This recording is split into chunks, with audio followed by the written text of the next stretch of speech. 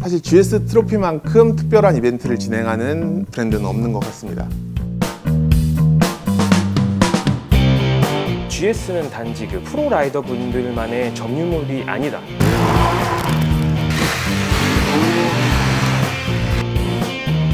여행을 오래 같이 하다 보면 사이가 안 좋아질 수 있는 거잖아요, 이렇게.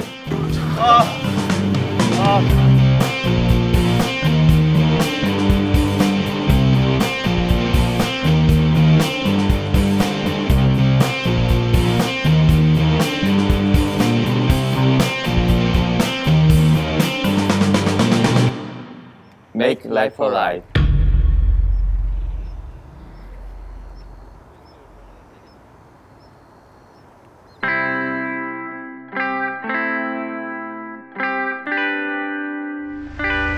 우리가 아는 GS 트로피는 어딘가에 존재하지만 극소수만 경험해본 미지의 세계와 같습니다. 그래서 이번엔 GS 트로피에 대해 좀 더 자세하게 알아보려고 합니다. 이런 부분에 경험이 많은 전문가들을 만나서 이론과 실전, 다방면에 걸쳐 GS 트로피를 좀 더 깊게 들여다봤습니다.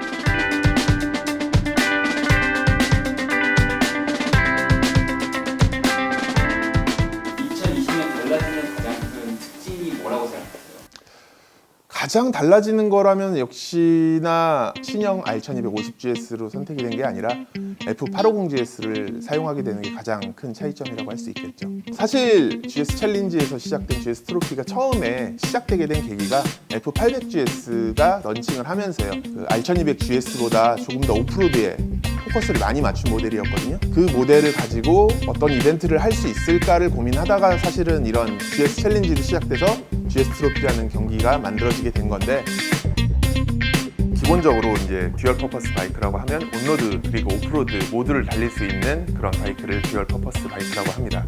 일단 프론트 휠은 21인치 휠을 사용을 하고 있고요. 리어 휠 같은 경우는 F800GS도 마찬가지로 17인치를 사용을 하고 있어요. 여기서 중요한 거는 프론트에 21인치 휠을 사용을 하고 있다는 건데, 오프로드에서 이제 장애물을 만났을 때 장애물을 타고 넘는 능력이 굉장히 뛰어나기 때문에 험로 주파성이 굉장히 좋아집니다. 기존의 F800GS는 튜브 타입의 이제 스포크 휠을 사용을 했는데, 이번에 F850GS 같은 경우는 크로스 스포크 휠을 사용을 하고 있고요. 지금 장착이 되어 있는 이 타이어 같은 경우는 블록 패턴이 흙을 물어가지고 뒤로 보내면서 이제 트랙션을 만들어내죠.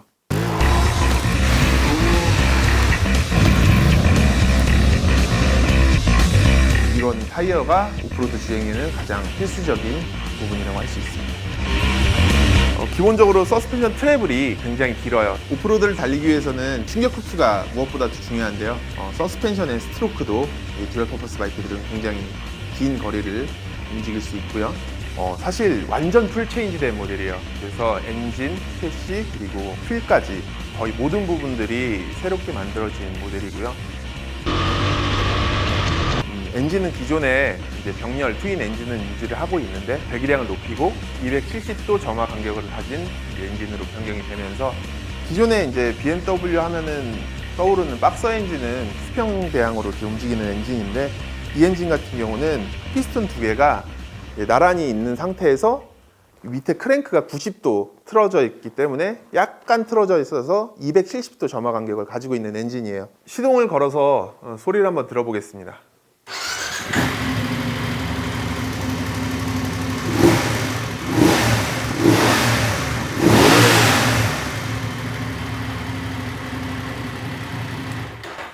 점화 간격이 270도 점화 간격을 가지고 있기 때문에 엔진이 조금 더 그르렁 하는 느낌이 나고, 타는 데 있어서 이런 부분들이 굉장히 재미적인 요소가 되죠.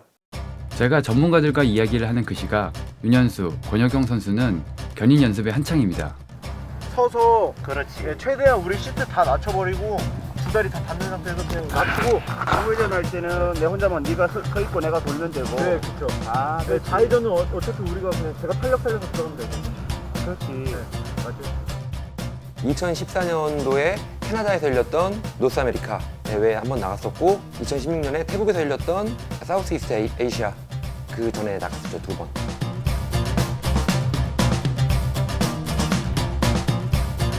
두 번 가시게 될 수 있었던 비결이 뭘까요? 원래 16년에 가기로 했던 분이 못 가게 돼서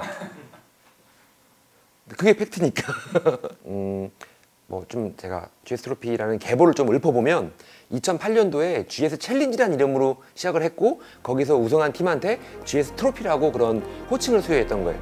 그때는 딱 5개국, 미국, 독일, 스페인, 이탈리아, 일본. 이때는 팀이 5명이었어요. 미디어 2명에 선수 3명. 근데 선수는 제한이 없었고 그냥 뽑는 게 아니라 알아서 내보낸 거예요. 2010년도에 10개국, 2012년도에는 15개국, 그리고 2014년도에는 20개국. 그렇게 되면서 점점 많아졌는데 이번에는 더 많아지는 거고 여성팀까지 생겼던 거죠. 7박 8일 동안 하는 것이고 캠핑을 베이스로 하는 거고 그리고 중간중간에 미션이 있는데 이거는 컴피티션이 아니라 그냥 페스티벌이라고 봐야 될 것 같아요. GS 트로피는 트로피가 걸려 있긴 하지만 BMW 모토라드가 GS를 타는 사람들을 모아놓고 재밌게 어울려서 놀아라 라고 판을 깔아준 거지 니네끼리 누가 더 잘 타는지 한번 겨뤄보자는 아닌 것 같아요. 저희가 얘기를 하고 싶은 건 GS는 단지 그 프로 라이더 분들만의 점유물이 아니다. 심지어 BMW 모토라드에서는 온오프로드 이제 라이딩 스쿨도 이제 제공을 해드리고 저희가 이제 한국에 BMW 모토라드 트레이닝 파크도 지금 건설 중에 있습니다. 한국은 2014년부터 이제 계속해서 꾸준히 나가고 있는데 이번이 벌써 4번째 참가입니다. 선발되셔서 국가대표로 나가신 분들은 물론 거기 그냥 참여하셨던 분들마저도 GS 선발전에서 트랙도 같이 이제 설계하시고 심지어 시공도 해주시고 그 외에도 수많은 행사들을 저희와 같이 하고 있습니다. 그래서 그분들이 어떻게 보면 한국의 GS 문화를 만들어주고 계십니다. 라이더들이 직접 만드는 GS 문화가 이제 한국에 생기고 있습니다. 여행을 오래 같이 하다 보면 사이가 안 좋아질 수 있는 거잖아요. 이렇게 나는 이게 먹고 싶은데 얘는 이게 먹고 싶다든지 그런 미묘한 그런 것들 그리고 미디어로 갔으니까 약간의 그 중재를 좀 해야 되니까 이 친구는 이런 말하고 이 친구는 이런 말하고 아 쟤 때문에 못 다니겠다 얘 때문에 못 달리겠다 그런 것들도 좀 있었죠. 인간이니까. 근데 지금은 다 돌아와서 너무 사이 좋으니까 힘든 거는 한 4일 정도 지나고 나니까 낮에도 약간 바이크 타면서 졸게 되는 스탠딩으로 비포장을 달리고 있는데 몸이 나른해지는 거죠. 이렇게 잘 수도 있을 것 같은데라는 생각이 드는 게 그게 보통 아침 5시 정도에는 기상을 해야 되고 코스 브리핑을 대부분 7시 이전에 끝나요. 코스 브리핑을 할 때는 다 장비를 갖추고 있어야 되고 아무리 늦게 출발한다고 해도 9시 이후에는 출발한 적이 없는 것 같아요. 근데 끝나고 돌아오는 시간은 5시, 6시 정도. 근데 저녁 시간은 8시. 서양인들은 밥을 오래 먹기 때문에 8시부터 10시까지는 계속 왁자지껄 뭔가 하고 있고 그쪽에서 강조를 하는 것 중 하나가 이국적인 문화를 만나봐라. 새로운 친구를 사귀어라. 그런 멘트들이 포함되어 있거든요. 이렇게. 그 현지에 있는 문화나 그런 공연 같은 것들 꼭 그런 것들을 보여주더라고요. 이렇게. 접해보지 않았던 그런 문화에 대한 뭐 이해라든지 그런 체험 같은 거. 단순히 GS 트로피는 계속 경기가 아니라고 나는 생각이 드는 게 경기면은 빨리 승부를 가려가지고 1등 뽑고 빨리 자고 다음날 또 경기를 뛰어야 되는데 이거는 그런 분위기가 아니에요. 11시, 12시까지 대부분 다 맥주를 마시고 부산을 떠나지 않아요. 가끔 뭐 순위 욕심이 있는 그런 몇 개국 선수들만 일찍 들어가는데 이들조차도 적어도 10시까지는 자리에 있죠. 약간 불가능이라고 보는데 또 이게 뭐 우리가 잘 알고 있는 그 한국인들의 말도 안 되는 저력 같은 게 또 있으니까 진짜 빠른데? 계속 우승을 다투고 있는 독일, 프랑스, 영국 이 나라 사람들도 굉장히 승부욕이 강하고 프랑스 같은 경우에는 엔드로의 종주국이에요. 종주국. 그리고 독일은 BMW의 나라고 그리고 영국은 트라이얼 바이크의 종주국이라고 부르는데 다 이런 비포장에서 타는 거에 대한 엄청난 자부심이 있는 나라에서 온 팀들인 거죠.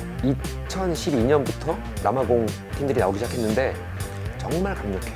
테크닉은 우리나라 선수들이 절대 남아공이랑 비교해봐도 딸린다고 생각하지 않아요. 다만 체력이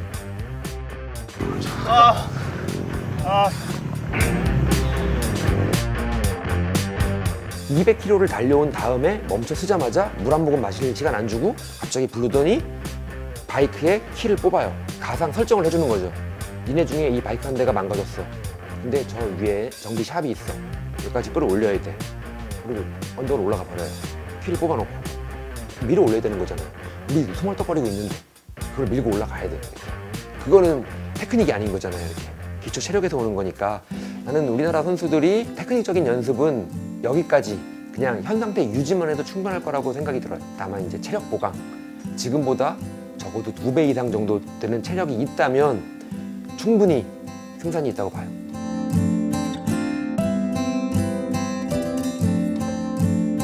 사실 GS 트로피만큼 특별한 이벤트를 진행하는 브랜드는 없는 것 같습니다. 이번 GS 트로피에 나가는 선수들 그리고 미디어로 나가는 김태형 기자가 굉장히 부럽습니다. 이분들이 정말 GS 정신을 대변하시는 분들이라고 이제 생각을 합니다. 끊임없는 도전과 이제 GS에 대한 열정을 보여주고 계시기 때문에 저는 뭐 가서 1위를 했으면 좋겠습니다. 이게 아니라 그냥 거기서 대한민국에도 이제 GS 정신을 이렇게 잘 발현하고 있고 이제 이렇게 GS 문화가 잘 형성되어 있다.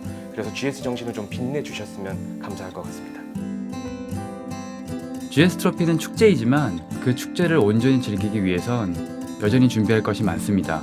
내년 2월 초 대회까지 이제 2달밖에 남지 않았습니다. 그래서 우리는 오늘도 또 연습을 합니다.